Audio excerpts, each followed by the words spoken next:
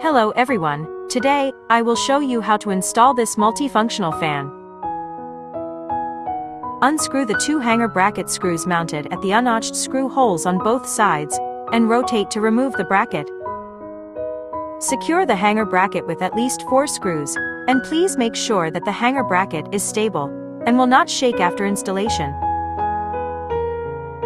Hang the fan on the hook of the hanger bracket.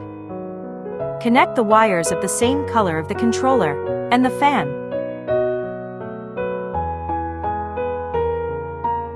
Connect the live wire, neutral wire, and ground wire from the ceiling to the controller. Hook and tighten the fan on the hanger bracket.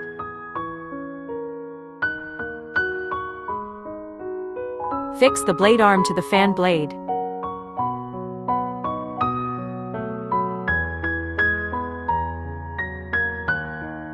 Fasten the 5 blade arms to the motor assembly with screws.